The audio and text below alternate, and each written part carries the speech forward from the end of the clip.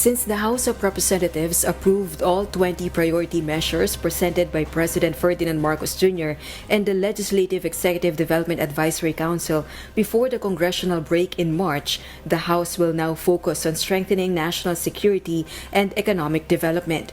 This was announced by House Speaker Martin Romualdez on the first day of the resumption of the session, Monday, April 29.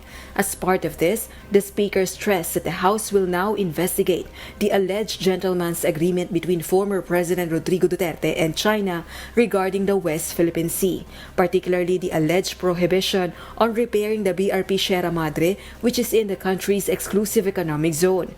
This is to identify its significant impact on sovereignty and territorial integrity. The so-called gentleman's agreement between the former president and China on the non-supply of the BRP Sierra Madre, grounded in Ayungin Shoal in the West Philippine Sea, is tantamount to the surrender of our country's sovereign rights over our exclusive economic zone. In a press conference, the House leader said top officials of the former administration will be invited in the hearing. We can start out with the past officials kasi sila din ang dapat ang nag-execute kung may agreement, di dapat siguro yung foreign affairs nila, yung executive secretary, kung may EO, di ba? At saka yung mga nagsalita na meron.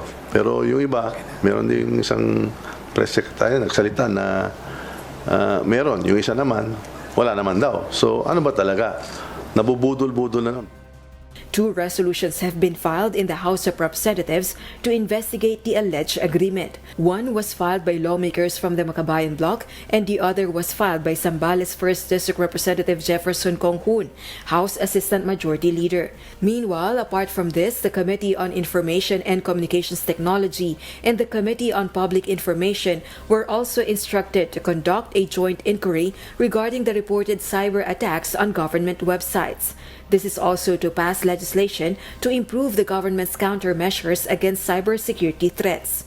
Regarding the primary concern of citizens about the rising prices of essential commodities, the House will investigate the wide gap between farm gate and retail prices of rice and other basic goods.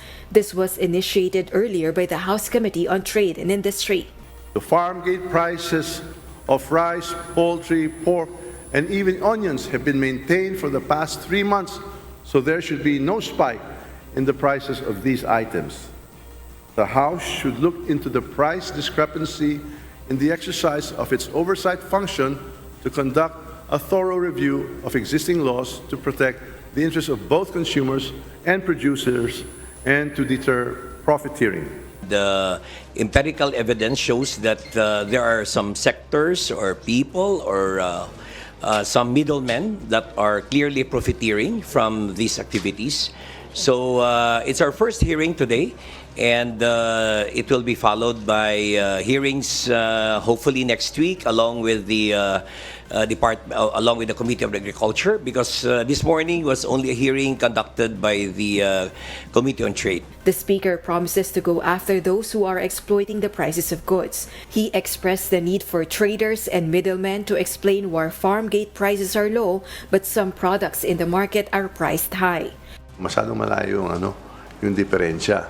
So, i-inquire natin kung bakit ganon. Kung hindi maayos yung explanation, kung masyadong matakaw lang sa kita, sabihin natin, i-moderate nila yan. Kasi kung hindi, talagang agrabyado tayong lahat. At siyempre, may mananagot dyan. Diba?